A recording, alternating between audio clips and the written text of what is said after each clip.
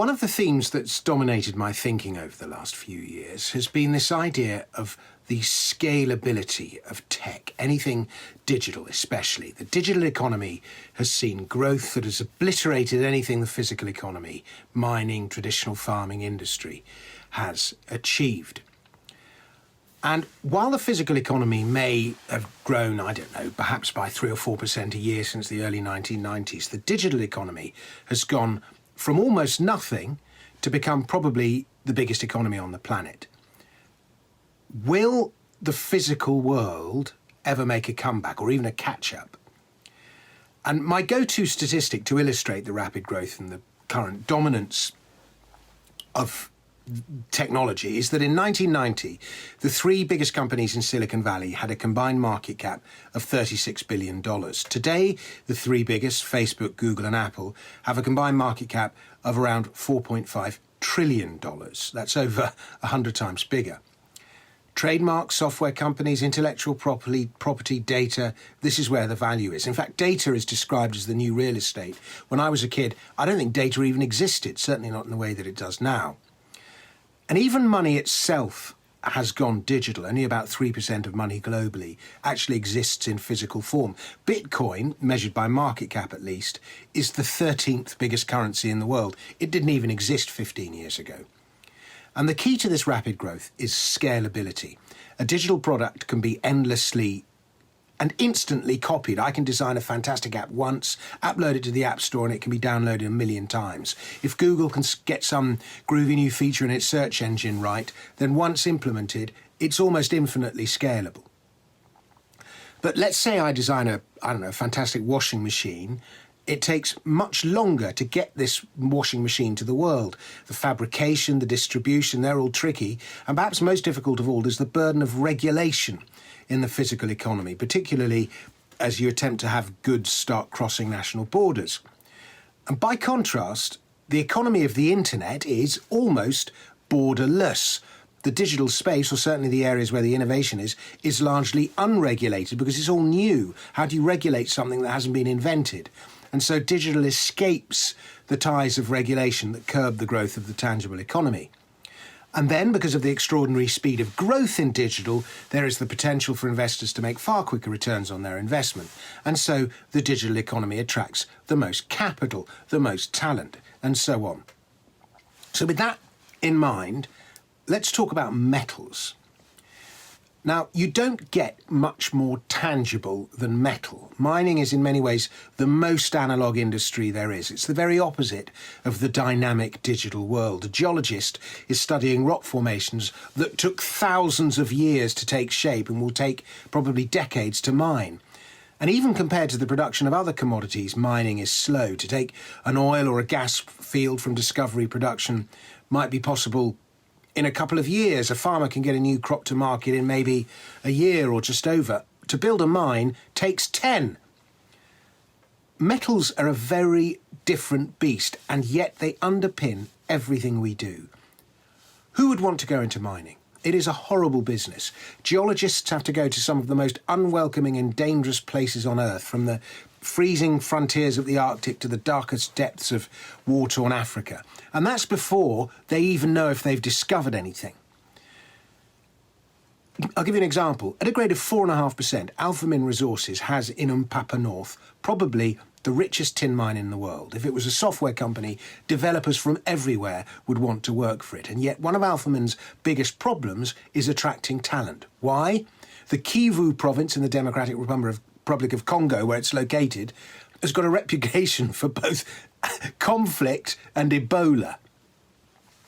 So once you make a discovery, and remember, many geologists might only make one or two in their entire career, you've then got to prove the mine is economic, and variable metal prices make this very difficult. A mine could work at a copper price of $4 a pound, but not at $3. How do you even know what the copper price will be in 5 years' time by the time you've got this thing producing? Then you've got to raise the capital to build the mine. And who wants to invest in a mining company when you've got to wait 10 years before it starts profitably producing? It could go to zero. No wonder most people just buy NASDAQ tracker funds. It's safer. You make more money. And then there's the regulation in mining. If you think the cross-border logistics of the washing machine industry are tricky, wait until you see the regulatory burdens placed on mining companies. Perhaps it's not without good reason, but they're enormous, especially the environmental regulations, and that just means further delay. So let's say you get your mine producing profitably. Who's then to say a government won't just seize it? They might just take control of the mine. It's happened in Venezuela recently, or they might impose windfall taxes. Gordon Brown did those here on UK oil companies. Or actual crooks might simply try and steal the product. That happens all the time in, for example, the gold mining companies in Mexico. It's a big problem. And even ignoring all of those risks, to take a mine from discovery to production takes an average of 10 years, often longer. Who has 10 years? I often struggle to find a spare hour. And the result is an industry starved of talent, starved of investment, starved of innovation.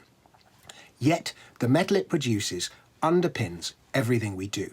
I could not be talking to you now without copper, aluminium, tin, lead, iron, zinc, silver, goodness knows what else.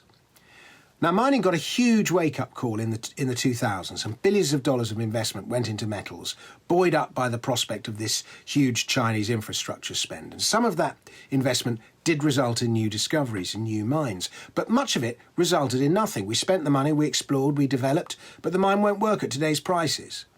And that's especially the case since the fall in metal prices post-2012. Some of that money resulted in the multiple scams which perennially soil the mining business, and some just got wasted on expensive stays at the Savoy. But since 2012, with metals prices flat or falling, the industry has been starved of investment and it's been surviving on diesel fumes.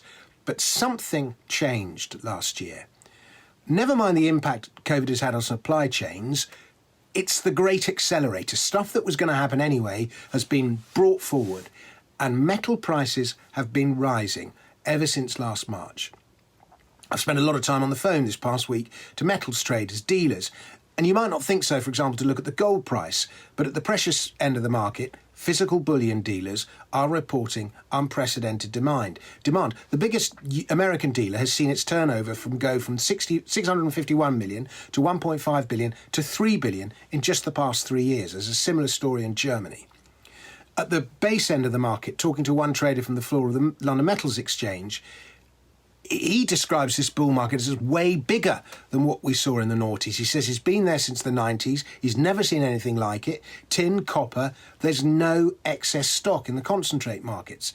Now, just to explain what that means, mines produce concentrates, sell that concentrate to smelters who then produce the metal. The concentrates markets are opaque, to put it mildly, but the surplus or deficit between mine supply and metal consumption is hidden there as concentrate stocks go up and down. And the concentrate stocks are at zero, according to my buddy, which means that the maximum metal supply equals mine supply. It also means that metal production is dropping because there's no more drawdown on concentrate stocks possible. Now, we saw what happened with China in the 2000s.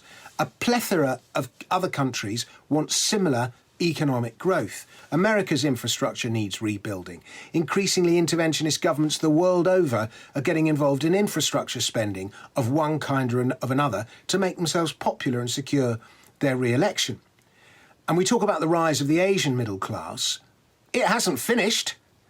And then there's the African middle class to come, not to mention South America.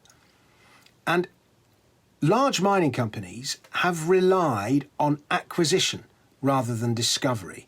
The smaller companies are finding it increasingly difficult to make discoveries. True elephant deposits, that's huge deposits, are getting rarer and rarer, especially in accessible places.